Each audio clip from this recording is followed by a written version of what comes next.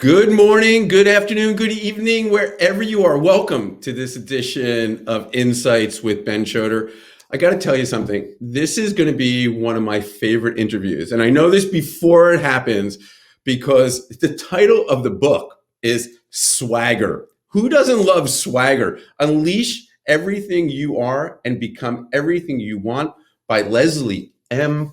Leslie M. And Leslie, I am so excited to interview you and talk about swagger because I love all your theories in the book. What's also great about the book for everyone watching, there are great examples. There are little charts and questions that you get to answer along the way as well. So please read the book, even if you're already a leader, you want to be a leader, you're just trying to be your best self. It's a fun book. Me and Gab, who actually produced this, we like to call this book 200 Pages of Therapy. Leslie, welcome to the show. How are you today?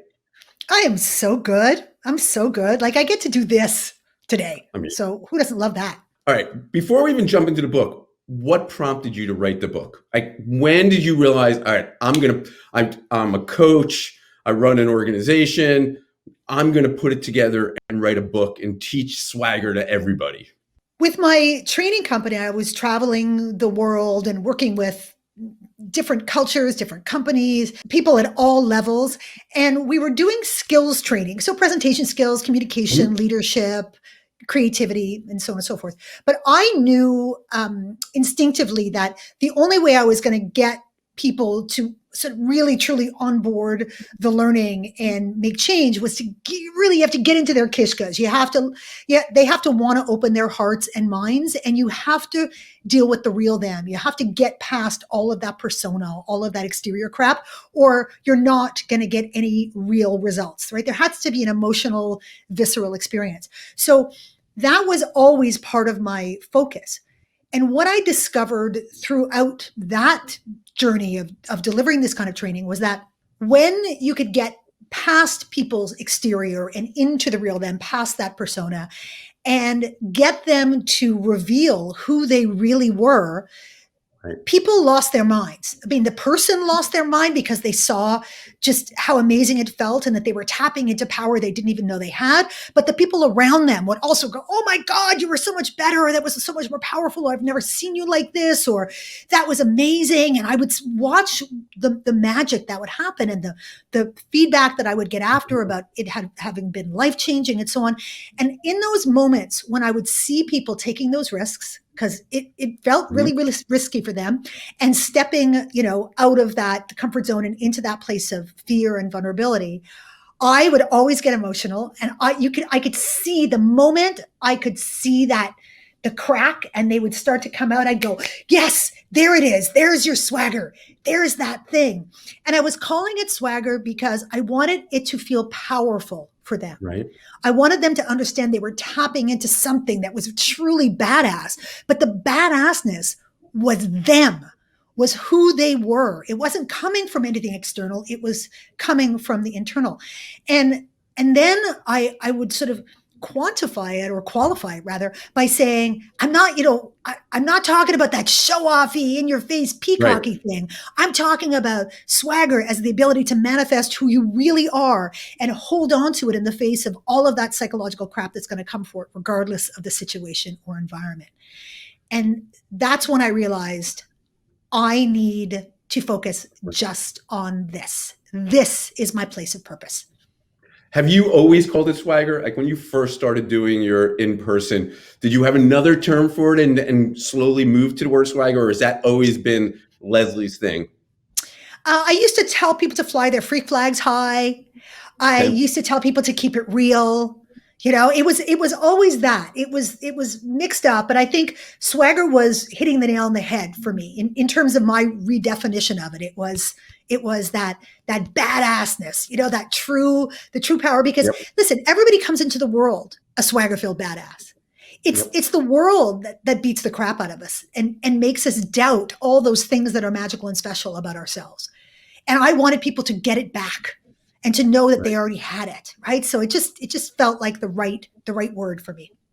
When did you know you had swagger? I think I've always known that I had Okay. swagger, and I had to fight really hard for it.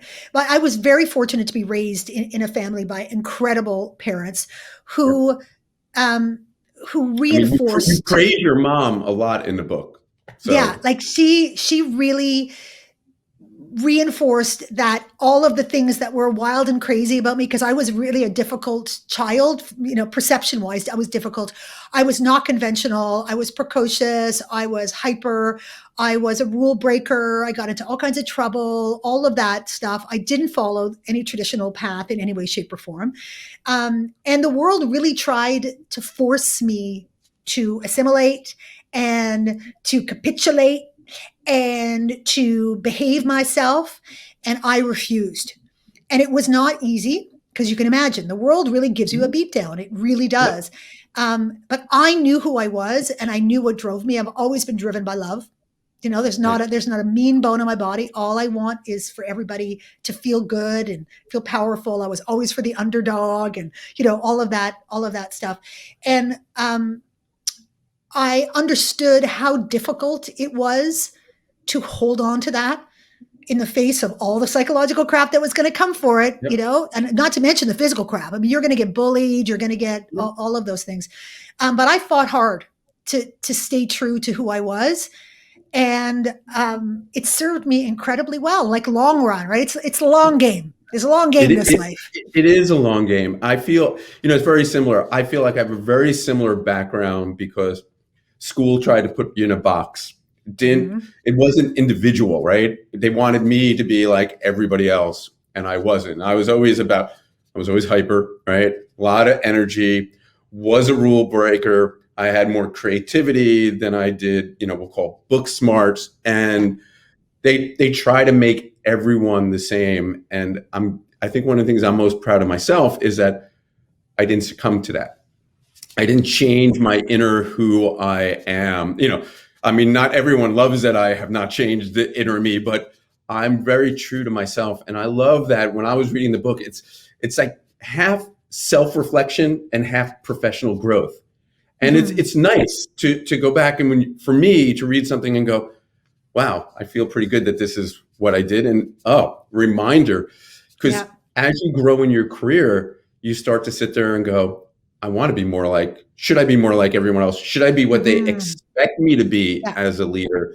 And I mean, I've led this company in Trial Digital Media the way I want to lead it, not the way they expected me to. And I find, it's been successful despite how you think the norms would be. And Yeah. your book was I just like how you talk so plain in the book. I love how you don't hold anything back. And I also, one of my favorite parts is you use humor throughout the whole book. And I think end of the day, when you lose your sense of humor, it doesn't matter what else you have. It's not going to make a difference. Oh, So listen, I got you got to yeah, take your, like in this life, yeah, you got to take what you do very seriously, but you cannot take yourself that seriously. tough too. It's not accessible. You want to be accessible to people. And the only way you can do it is by you cannot, I do not I hold my values in high esteem, Yep. and I hold my heart in high esteem, but just like a goofball, Oh, my favorite part of running a company outside of being successful, right? Because that's what they pay you to do, is engaging, in my case, 1,500 employees around the world. I say every day, I go to bed worrying, did I do right by the 1,500? And they Mm, don't understand that my favorite thing is when I engage with groups of them, or when I travel, I don't want to have dinner with other executives. I want to be with my people, the team that I'm doing it all for. And again, it also grounds you as a leader because you understand why you're doing it, as opposed to being yeah, around all people that are just going to kind of yes you or give you the yeah. information you want. And the worst leaders in the world are people who cannot viscerally reconnect what it felt like to come up at each Oh, step, and the reality of the pain and the reality of the struggle and the reality of the challenges and the reality of the aspirations. As soon as you get disconnected from that, it's all lost. You have now become an asshole. It's yeah, official. exactly. I mean, and that's, it's one of the things, like I always want to surround myself around with people that are smarter than me in a lot of ways, because I learn. It's education for me Yeah. every day. I Yeah. love doing these interviews because I consider this my own private master's class, right? Because I am interviewing authors that I kind of were intrigued by their book, and I get to go a little deeper. Before we jump into some questions, one of the things that I love that you wrote in the book is you wrote humanity, vulnerability, and authenticity are the keys to swagger. And I love that. Mine has always been about positivity, humility, empathy, and gratitude, right? So it sort of ties into it. Why are those three words, humanity, vulnerability, and authenticity, so important? Humanity, because if we do not recognize that we are all the same, we can't create connection. It's not possible. As soon as we start believing that we are different from other people, we lose touch with what's real in this world. I mean, we're all bags of bones. We all bleed. The color of our skin is relevant only to what we bring to the party from our perspective and our experience and our perception of the world and all of those amazing things that diversity, true diversity brings. But we are human first. We all hurt. We all want to be loved. We all want to be seen and acknowledged for who we are. Full stop. No, whatever. Everybody has a story. Everybody. Yep. That's the first thing you got to remember is everybody has a story. Vulnerability, because if you don't let anything in, then nothing right. gets out. It's just the way it is. It's a two-way pipe. You can't choose it. You can't ask for it in other Yep. people and not have it for yourself. You cannot get full or fill other people unless you're vulnerable. And authenticity, because the only way to know in this life that you are truly being seen and acknowledged and respected and loved for who you are is to show people who you are. Otherwise, you're living Yep. in a dream. It's a Yep. dream of your own making. It's not real. I agree. You know, I have a question for you, but it's one of the things that actually struck home for me. You say most people think flaws are something to be hidden. So in my case, I think until I was like in my late 20s, I hid who I was, right? How did you hide who you was? How you were? So like I mentioned, like I grew up with no money, wasn't always the best student, wasn't vulnerable, had to feel like I was, I deserved to be in the room, even though I probably really did deserve to be in the room.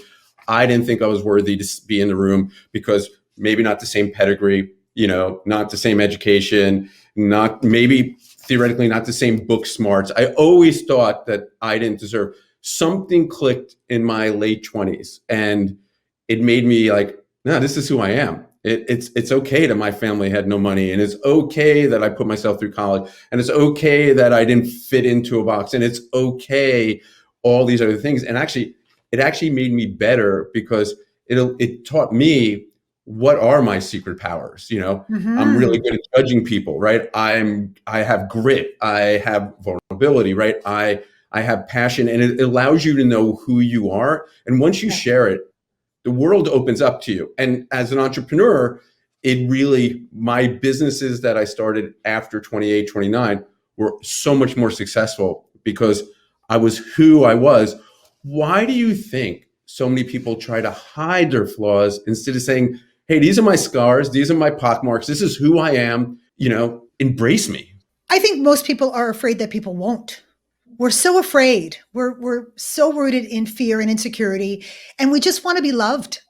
We want to be respected. We want to be acknowledged. We want to be at the bottom. The bottom line is everybody wants to be loved, and so much so that we often don't care why we're being loved. It's like if we put on a good false front and we look really shiny at other people and we become something aspirational for them, that's good enough for them. Right. If it's that we appear to be someone who is more powerful or whatever, and we think we're going to be revered and loved for that, we'll take it. Like we're starving for it. And the fear is, well, if people see that I'm not perfect and that I am, messy, and as soon as I confess my mess, is everyone going to head for the hills? Or am I not going to get these opportunities that I was dreaming of because there's an expectation that I'm supposed to be perfect or glossy or whatever? We're so afraid that the doors will close that we forget that the gates of hell are locked from the inside. And we have the power to step out whenever we want. And I would rather be loved and accepted by Mhm. some for who I really am, than Then, supposedly loved, respected, admired by everyone for who I'm not. Like it just right, it's empty. It's empty. But right, you have to have a lot of courage to do that because the condition you've been conditioned your right. whole life by certain things. And either you never break free of them or at some point you Mhm. break free. For you it was in your late 20s. Yeah. I work with a lot of people who are still in their 40s, 50s, and they still haven't had the Sad. courage to break through, or they don't know how to. That's another thing too. Is that's why I got such mad love for people, because I know that Right, there's always a story, and you say, okay, so why? So why right. has it been so hard for you? And they tell you the story, and you pick back. That's why the book is like therapy. You go, oh, there you go. It started here. That was the story that was planted in your head and that became your narrative. And that's the story you've continued to tell yourself. And you're going to have to find a new narrative now and record over all those negative tapes. That's not easy work. No, it's hard. It's not, it's really hard. And a lot of people just don't even know where to start. It's so overwhelming. It's so overwhelming. So I think that's the key to it is recognizing that you can have this whenever you want. You Right. really can. It's never too late. Never, never, never, never.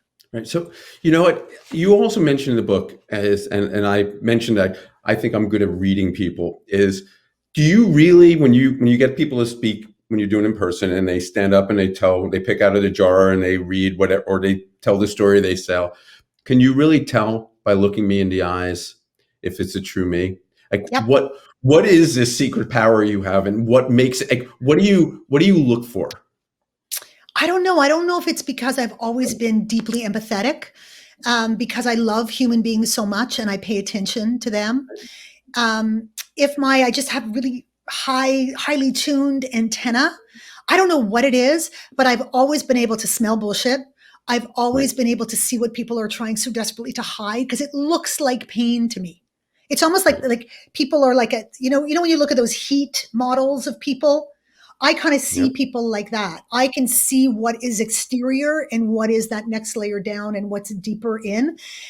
People don't always love me for that because I can cut right through it, and it can be very hard for people. People are like, "Okay, I Right. don't want you to see. You're not. I'm not offering it up. How is it you're seeing it?" They feel exposed. So you have to be gentle, and people Yeah. will joke about the fact that if you when you read the first story in the book, a lot of people go, "Oh my God, how did Oh, the book on how could Tony. you You're do talking that?" the Tony story, right? Yeah, Yeah. the Tony story. Yeah. People are like, "Oh my God, that's just whatever." And I'm like, "No, but we were in it together." I was. Right. I also know that I'm an incredibly powerful, fierce human, and nothing bad will ever happen to someone on my watch. I will hold you and contain you and support you. And God forbid anyone in that space says anything sideways. Oh, they are dead. Like, forget about it. And that's never happened, by the way, for the record. In all of my years, I have never had anyone be other than supportive, loving, empathetic when other people have moments, because they recognize themselves in that Right. moment and they know it's going to be their turn next too. So but I really do. It's like I see the overcompensation. I see the things that they're using to try and deflect and distract.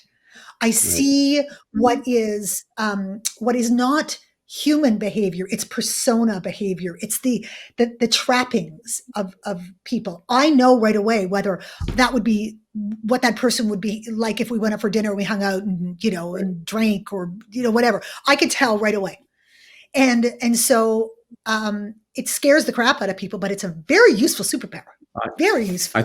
I think it's an incredible superpower.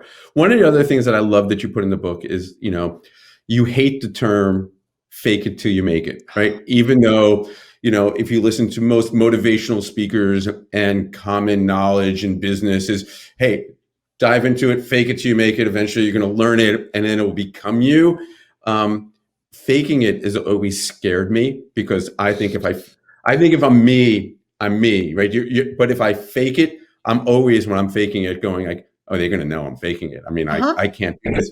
Why do you hate that term so much? And do you see it every day? Oh, I see it every day. I see people embracing the sensibility of fake it till you make it, which then leads to the imposter syndrome. and profound Right. insecurity because they, to your point, they're waiting to get found out. And it's actually legit imposter syndrome because that could happen now. Someone could stand up in a meeting and go, hey, what, you don't know what the hell you're talking about. And they would be right. So the problem with fake it till you make it is the thing that everybody is trying to fake is confidence. That's Right. what they're trying to convince other people of. Right? We're not faking it till we make it for ourselves. We're doing it for other people.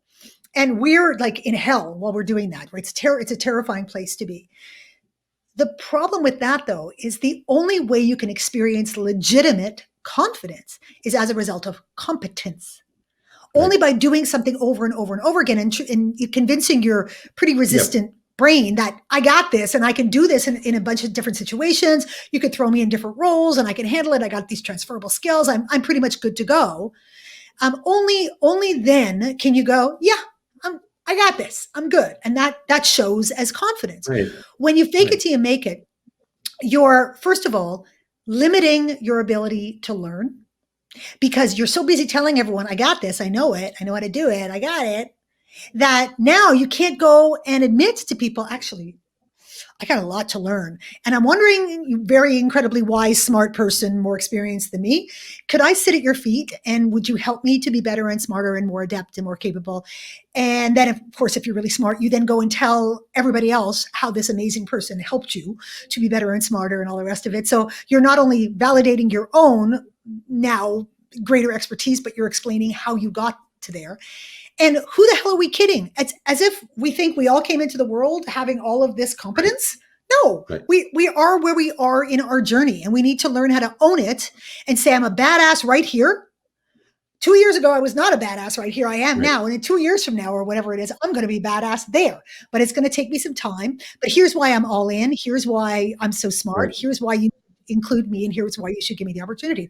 Plus, there's something called the Dunning-Kruger effect, which Right. is super dangerous and super detrimental. What researchers have learned is that when you smoke your own crack, as it were, and you start trying to convince yourself that you're Mhm. all that in a bag of chips, first of all, you stop wanting to improve because you think you're improved. Right. So you get stuck where you are because there's no drive to get better because you've convinced your brain that you're already there. Plus the fact that by definition, you start to make really bad decisions because they're uninformed decisions.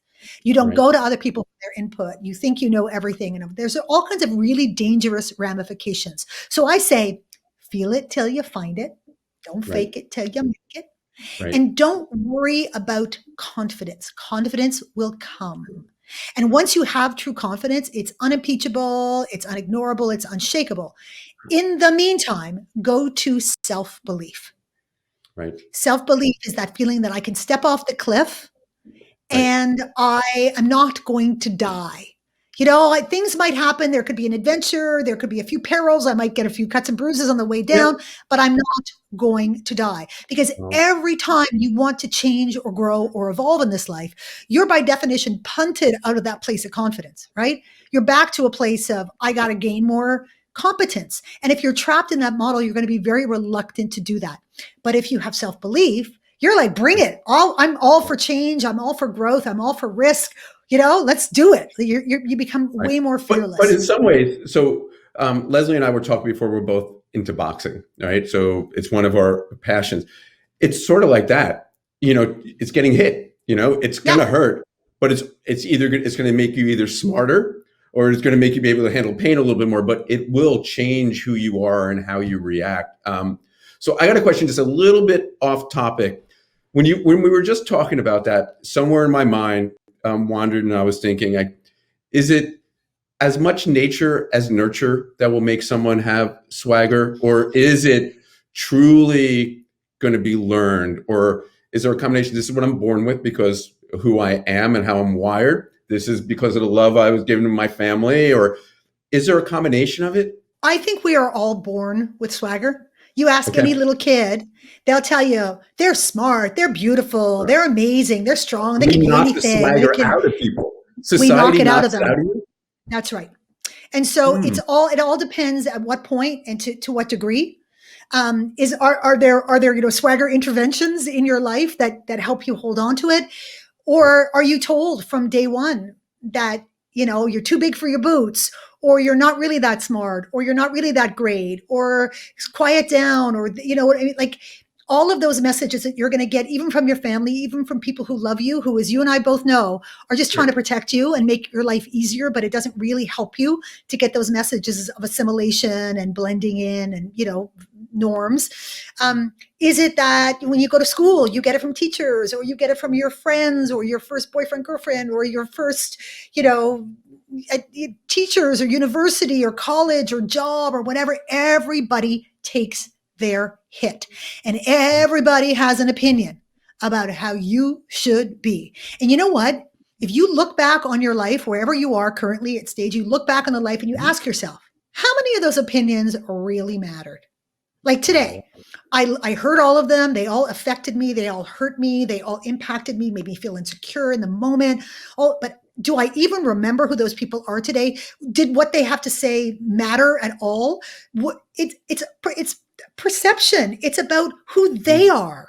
Like it's the equivalent to me. It's the equivalent of going into the airport, going to the baggage carousel, picking up somebody else's bag off the baggage carousel, dragging it down the causeway, and then going home and putting on their dirty underwear. We would never do that, but we do it in life. We do it in life. We take other people's baggage and we wear their dirty underwear because they're telling us that we should. I'm like, no. I got my own underwear. Thank you very much. I know which bag is mine, and I don't need yours. I got my own. Thank you very much. It makes me mad. I started out saying that anyone who's in business, no matter where you are in your career, you should read it. But I think if you're a college student, if you're just starting out, almost as important to read this, because like you said, society's going to break it while you still have that who you are. So here's a question just to segue back to the book. The work persona and the out of work persona. We've always been taught, this is how you're supposed to be in work. This is how you're supposed to be out of work. I think if you ask my wife, she would say it's almost the opposite. My work persona, I'm open, I'm reachable, I share everything. And in my personal persona, it's not as easy to let people in, right? I trust is a little more guarded, at least for me. But why do we have to throw those out? Like why do you go over that in the book? It takes a lot of energy to manage multiple personas. You have to start remembering, who was I with that person in that situation? What, I think we get it mixed up with the idea of professionalism. Right. And we think that professionalism is something exterior. It's the way we're supposed to walk and talk and dress and so on and so forth. As far as I'm concerned, and what I've seen organizationally, professionalism is being in your place of excellence. Doing your best work possible. It's about being accountable. It's about being respectful of the work and the team. It's about trusting other people. It's about not denigrating anybody. It's not taking credit for anything that is not yours. It's about being in service of the greater good and the collective. And it's about showing up every day. Yep. That's professionalism. And if your work culture says, when there's a client meeting, you want to zhuzh up a little bit, great, zhuzh up, but do your version of zhuzhing up. Don't, you know what I mean? It's like, how many blazers can a person wear? Right. And I have never worn a blazer in my entire life, ever. I'm not built for blazers. I don't like blazers, whatever. I show up wearing leather pants, or I show up I tend to wear all black. I do me. And I swear, and I am challenging, and I call people on their shit. And I do that, but I do it respectfully. I never swear at anybody. It's never to denigrate. I am there in service of the collective, and I'm really good at what I do, and I show up with my full intention, at play. That to me is who you want in your organization. You don't want the assimilators. Nope. You're not going to get change from them or innovation from them. You use a statement in the book from Ron Tite, who we both know, and I know you're very close with him, and I'm a huge fan, and I've interviewed him on this show, is the hat. If you're going to zhuzh up, and it's the hat, if it feels right, it is right, right? I mean, I'm paraphrasing a little bit, but Well, he be says, comfortable with go who you are. go into your authenticity is going into your closet and figuring out which hat should you wear for this situation. But it's Right. never about going out to buy a new hat. That is not you to fit any situation. You already have your hats, and Right. those are the nuances, the tweaks to whatever. If I were the same in my kitchen as I am when I'm on stage speaking to 1,000 people, my family would be like, "Shut up, That's shut right. up." Right? So I have kind of like levels of intensity that I dial up and I dial down. But you're going to get the same me on stage and off stage. It's not going Yep. to have to be as huge because I'm not taking up Right. as much space, right? Well, that's another great point. One of the other terms that you use is speaking your truth. I use the term radical candor a lot. I'm big in this organization of radical candor. It's not something I was always great at. It's Mm-hmm. something that it's a work, and but being able to, as long as you do it respectfully, I think Mm-hmm. radical candor is like the greatest thing in the entire world. And every time someone's given it to me, it's actually made me a better person. But why is it so hard for people to speak your truth? I think the truth has to be spoken strategically. Your message should never change and it should never be stifled or silenced, but you got to get smart about speaking your truth because the whole point of speaking your truth is that it's heard and it lands. So you got to get smart about, how am I going to make sure that my truth lands here? Mhm. So you got to think about, how am I going to frame my message, not change it, but frame it?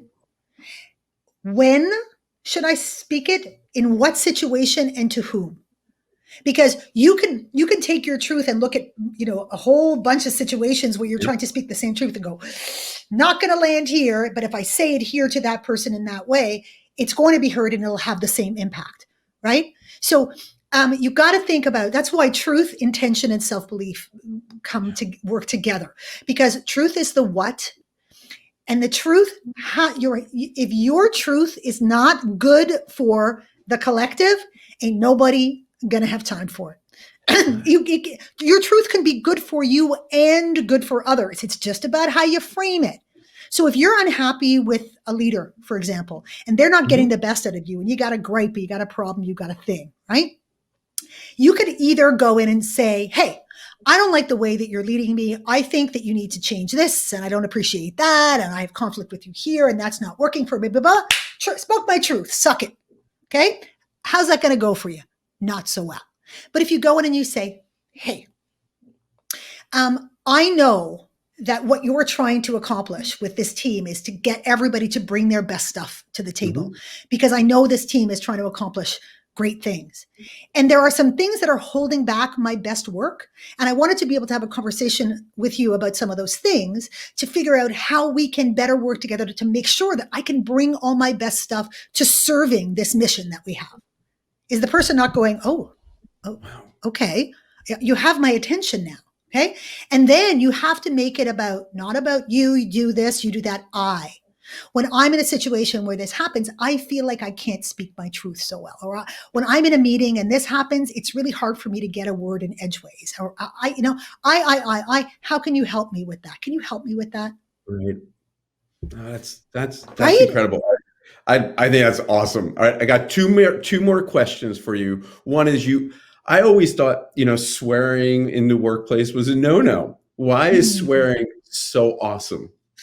Well, I use swearing in the book as part of the conversation about speaking your truth in Right. ways that are authentic to you. It's about communicating in ways that are authentic to you, because we tend to, when we're in the workplace, we tend to assimilate again into that corporate bullshit buzzword speak that doesn't mean anything. It's empty. It has no resonance. It has no emotion attached to it, and we use it as a shield.